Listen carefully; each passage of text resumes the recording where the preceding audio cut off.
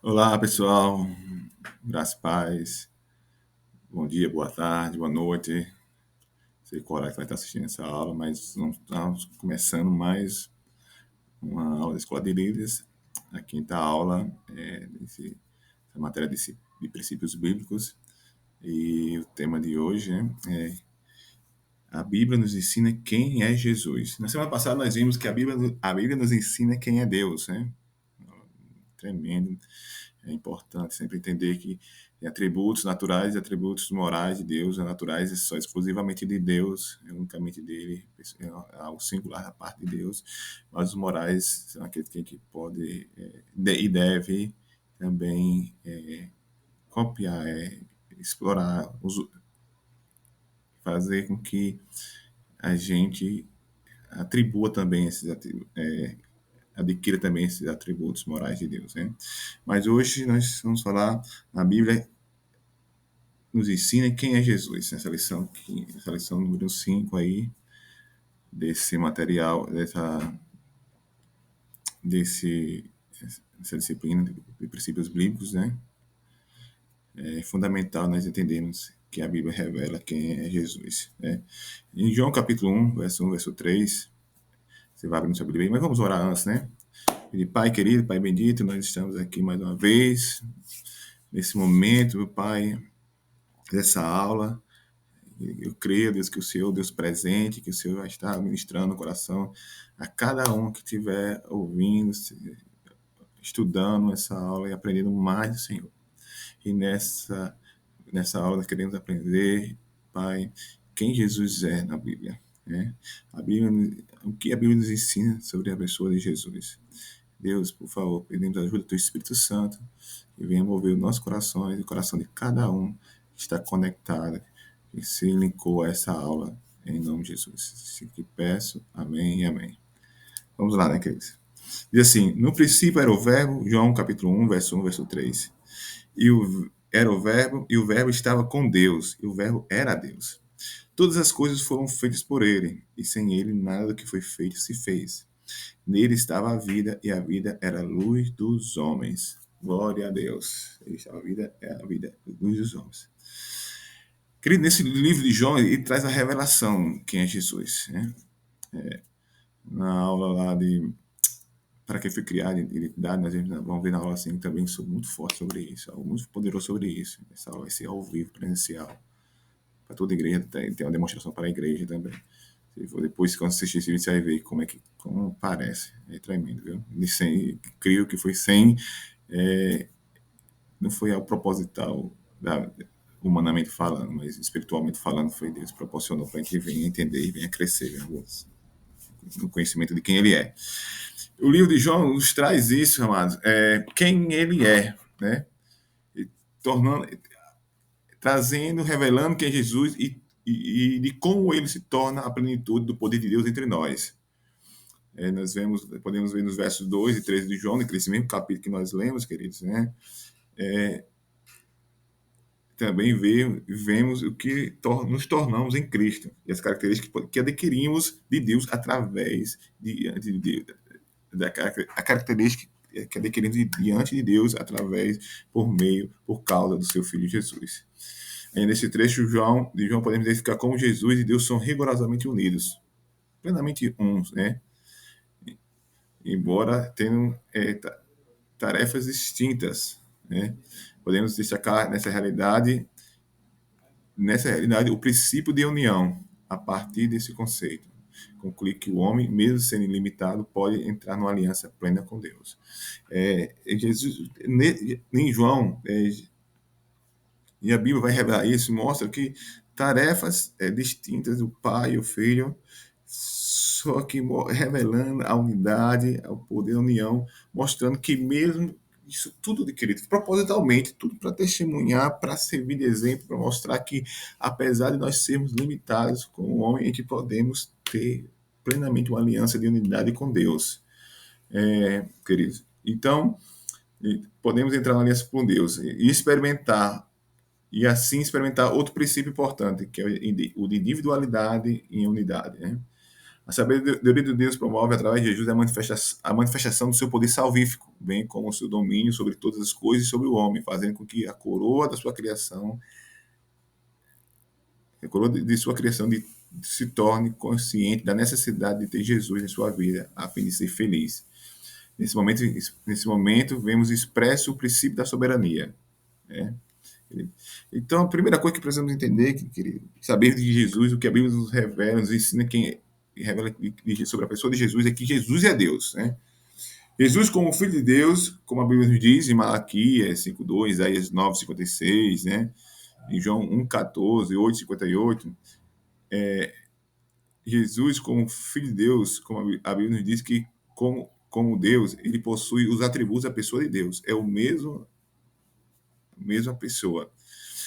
Não só, como vimos na aula passada, não só morais, mas atributos naturais de Deus, revelando a unidade, a, a pessoa única que ele é com Deus. Como dele filho obediente, aceitou completamente a tarefa que Deus havia confiado e, por intermédio de seu sacrifício, nos reconciliou com Deus. Isso, apesar de ele ter esse atributo de Deus, apesar de tudo, ele aceitou uma missão para que você pudesse se reconciliar com Deus. Né? Querido? Então, a primeira coisa que entender é que Jesus, apesar de ter aceitado essa tarefa de ser o canal de reconciliamento com Deus, ele com o Pai, ele é o propriamente Deus dito, pois ele tem os mesmos atributos, né? Não somente morais, como podemos ter, devemos ter, adquirir, mas também os naturais, que é exclusivamente de Deus, ele que é o Pai, ele Deus Filho e o Deus Espírito Santo também. Então, mas diante de tudo isso, ele precisa se transicionar. Para o cumprimento dessa tarefa, ele precisou se transicionar para uma outra realidade, que a realidade humana, querido. Porque a Bíblia diz que Jesus é como Deus, mas também a Bíblia diz que Jesus é como homem, entendeu?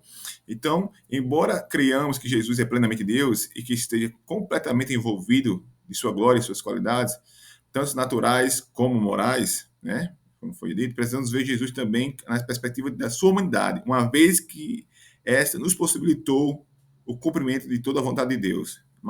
Então, amados, apesar de toda a divindade de Deus, ele fez um processo de transição.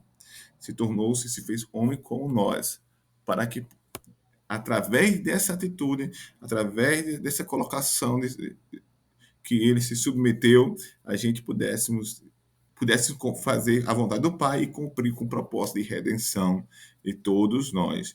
Jesus, conforme diz a Bíblia, veio ao mundo da mesma forma que todos os homens. Nasceu de uma mulher, né?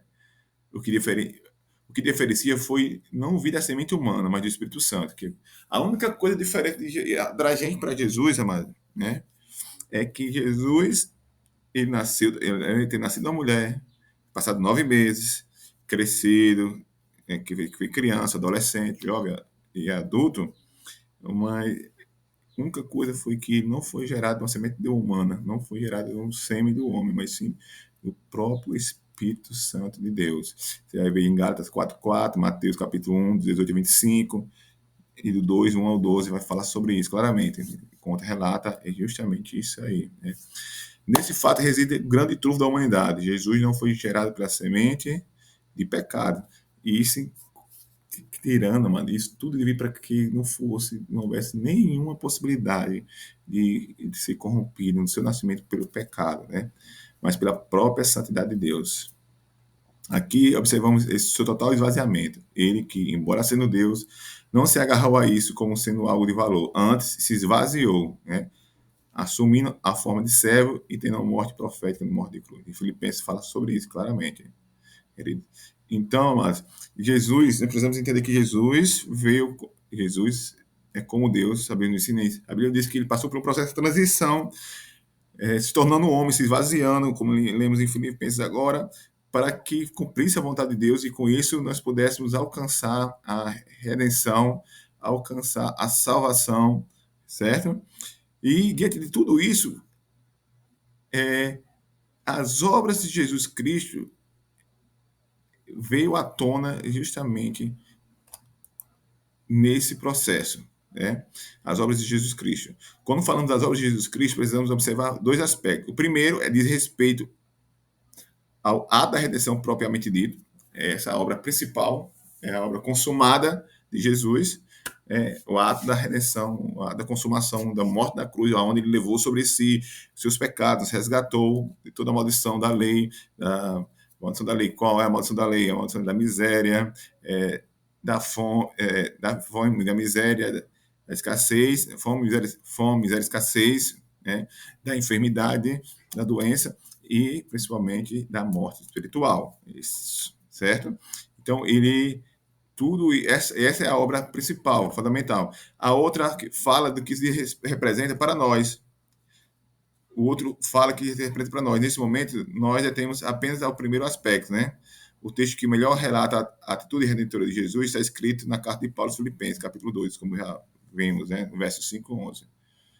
Vemos um roteiro da vitória contendo 4 passos que levam para Jesus, para o sofrimento da glória. Primeiro, então, nós sabemos que Jesus é Deus, a Bíblia nos revela que Jesus é Deus, nós sabemos que Jesus, apesar de ser Deus, ele esvaziou-se e se tornou homem para que pudesse cumprir a vontade do Pai, e com isso, a obra que nós já vimos, uma das obras, ela fosse concretizada, a obra redentora de salvação, e essa obra, querido, ela revela revela o que o que revela o que Jesus sofreu para que experimentasse de fato a glória consumada redentora, né? E está descrito em 4 passos, nós vemos aí, Filipenses capítulo 2, verso 5 e 6. Essa passagem mostra que Jesus subsistindo em forma de Deus, ele se esvaziou de Deus, ele abdicou a sua forma divina. Essa passagem mostra que Jesus, embora sendo Deus, não se agarrou a isso como algo que impedisse de cumprir a vontade de seu Pai. Ao contrário, do que se possa imaginar, esse texto não fala que alguém deixou de ser Deus, mas não fala de alguém que deixou de ser Deus, mas sim alguém que, sendo Deus, não usou essa prerrogativa, cara. Rapaz, isso é tremendo demais, um Jesus. Ele não usou. Ele tinha esse direito, mas ele não usou esse direito, essa prerrogativa de ser como Deus, para vivenciar o homem, para sentir o que o homem passou, para sentir o que a humanidade necessitava. Ele, literalmente, ele foi o maior exemplo de empatia. Ele disse, eu vou sentir, eu vou ver, eu vou viver como eles, para compreender e conhecê-los como ninguém. Isso é o que mais fascina, né? Que Jesus, mais do que ninguém, na aula lá, outra aula para que eu fui criado, entendendo a liderança de Jesus, nós estamos ministrando sobre isso, ao vivo, né? Jesus, ele mais do que ninguém conhece a gente. Mais do que ninguém. Devido a ter se sujeitado a ser como nós por um longo período da sua vida, né? Não usando essa prerrogativa, os atributos a qual foram, a qual existiam nele, para poder eu entender viver com a gente e chamar para a gente para uma parceria de cumplicidade. Então ele existiu isso. Apesar de não deixou de ser Deus, mas ele não deixou de ser Deus, mas não usou a prerrogativa para cumprir o seu ministério, a redenção da humanidade. João 1, 2 fala sobre isso, 5:18, Hebreus 13, verso 8, né? Subsistindo a forma de Deus, tomou a forma de servo. E além disso, amado, quando a palavra de esvaziamento de Jesus não se refere à ausência de glória, mas sim à sua limitação à condição humana, Jesus, enquanto Deus, não caberia com todo o seu poder e plenitude dentro de um limitado homem. Então ele decidiu tornar-se servo e decidiu fazer isso de uma forma que qualquer pessoa entenderia, cumprindo os princípios da sua palavra, vindo receber o resultado da sua escolha. Então, ele sabendo que não teria como o corpo humano, um corpo limitado como o nosso, ele abdicou disso, tornando-se servo, né? Então, Jesus, no caminho do sofrimento para a glória, ele subsistiu em forma de Deus, tomou a forma de servo, e no verso 8 de Filipenses, capítulo 2, 8, diz assim, ele humilhou-se, sendo obediente até a morte. Jesus poderia usufruir dos seus privilégios, pois sendo Deus, tinha prerrogativas para isso. Quando se tornou homem, ele decidiu viver as limitações dessa natureza. Ao ser crucificado, foi completamente expostos, amado, exposto. Tudo isso com o objetivo de cumprir o propósito de Deus para toda a humanidade. Jesus levou